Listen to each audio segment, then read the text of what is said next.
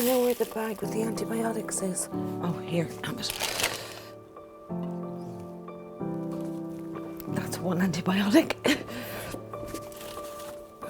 don't know where the room key is.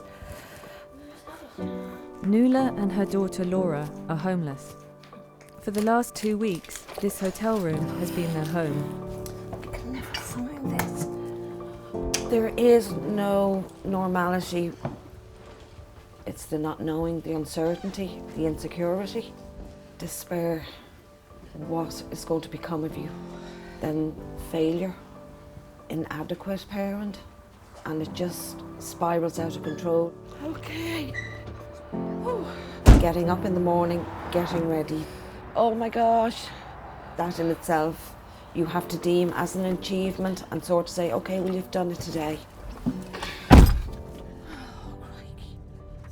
More than 9,700 people across Ireland are living like this in emergency accommodation. Now, my daughter goes to college. I make a point of getting up and dropping her in because I would hate to think what I would become if I didn't have that focus. I see you too-ish. Maybe let's take care.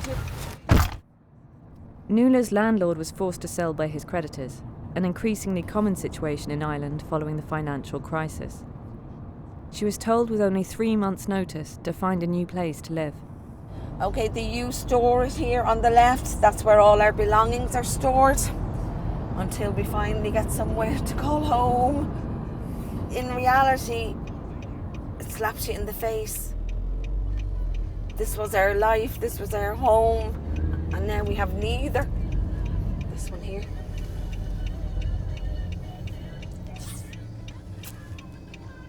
Something in the letterbox. Yep. And there's no one in it. We could have been still there.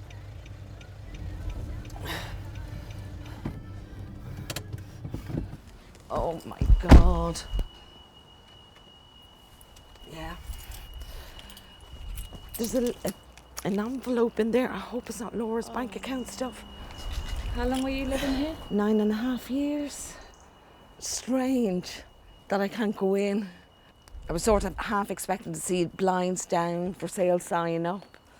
But no, it's lying empty. You know, gosh. Are you angry? No, you do get past that stage. You just become, I suppose, numb. And just go, what could have been, what might have been, you know, there was no need for me to be out so soon. And so I don't know what the delay is in putting it up for sale, but I'm not angry. When they first registered as homeless 6 weeks ago, the council placed Nuala and Laura in various hostels on a night-by-night basis. Here we go.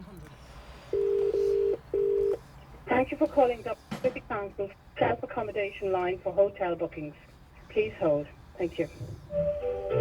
Their hotel placement is more secure, but Nuala has to call every 2 weeks to reapply for their room. Your current position in queue is 7.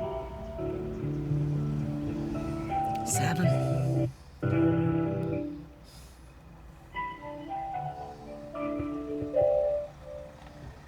Your current position in queue is 7. Could be on 7 for 20 minutes. Hello? Yeah, that booking has been confirmed there in the White Sands until the morning of the 13th for you, okay? Happy days. Thank you so much. No problem. Okay. Now, Have a bye-bye. good day. Bye. See you, bye. Done. 2 weeks. Yeah. Thumbs up. I'd rather have a home.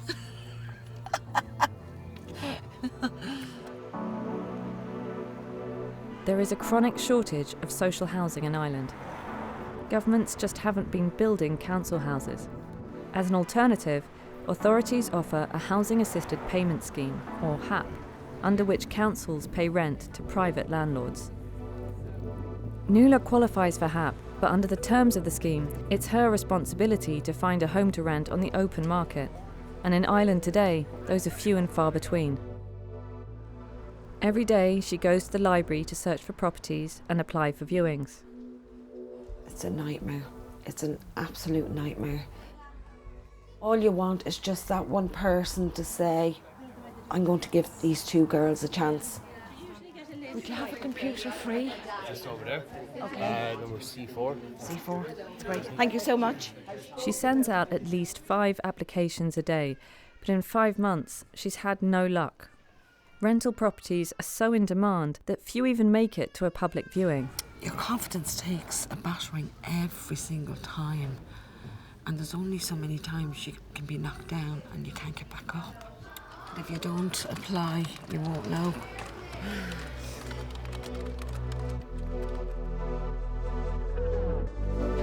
Well, do you know what? Okay. Roger Berkeley has been an estate agent in Dublin for 40 years. I have never seen it this chronic for tenants in how difficult it is to find a home. I've never seen it as it is now. Even though the rents have gone up, they're skyrocketing. They're up over rents that would have been €1,200 a month 5 years ago. They're now over €2,000 a month. What would you say are the causes of this current crisis? Lack of supply of houses or properties or apartments for the increasing number of tenants that are coming to the market. We're coming up to a house in Palmerstown that we recently let. So with this house here, was this like a exemplary case of how the rental market works at the moment, this one? Homeless Hap, yeah. And that was a house that went for €2,000 a month. And this is the one thing about Homeless Hap. You can have last year's professionals or this year's Homeless Hap sometimes. It's like putting a band-aid on an open wound. It's shoveling money at a problem. It's not solving the problem. The problem is going to be solved by more housing being available for tenants, I think. A succession of Irish governments has relied on private developers to construct the country's social housing, but the private sector has failed to deliver. Are you on a waiting list for a council house? I am. I've been on it now, I would say 7 years, and I'm listed in around the 600 mark.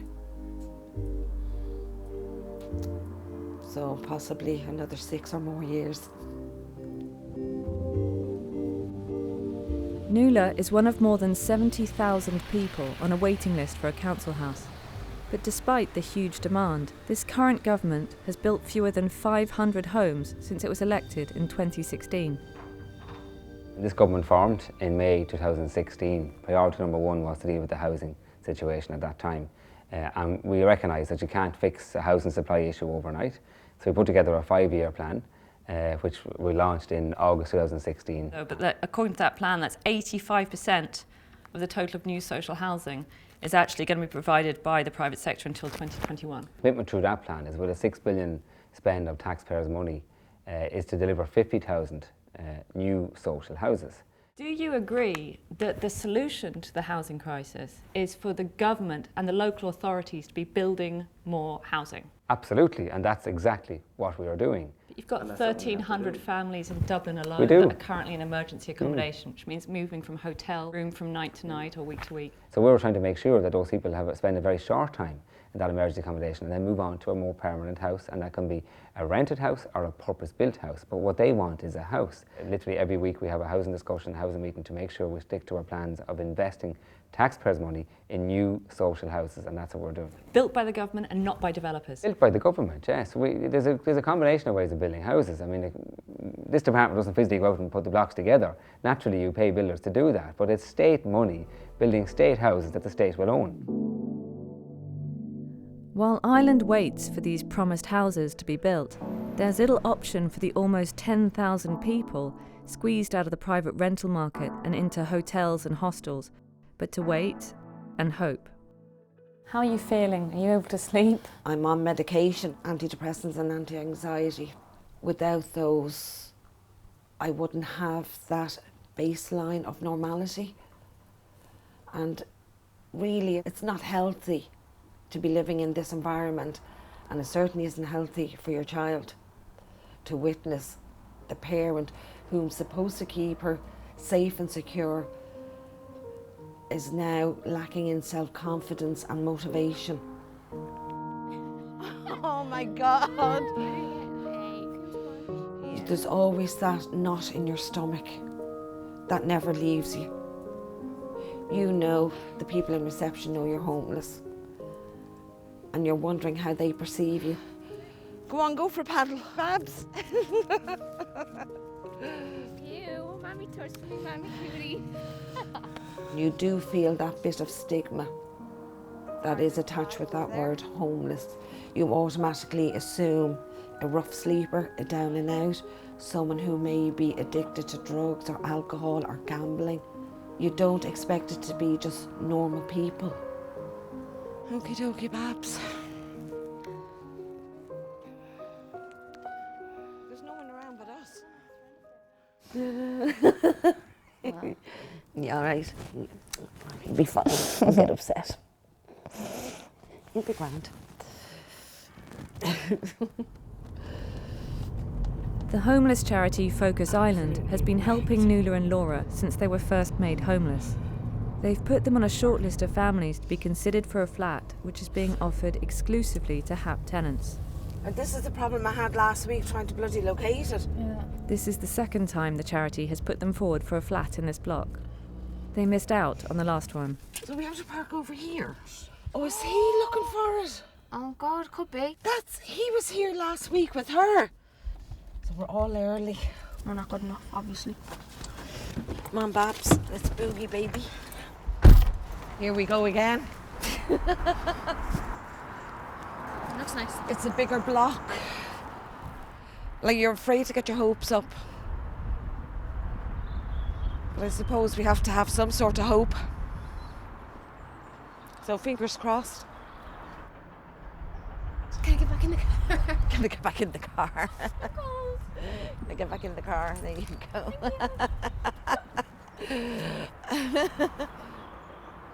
Just somewhere to call home. Somewhere you can cook and wash. You know?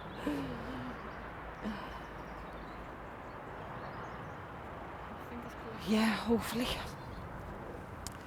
Hopefully.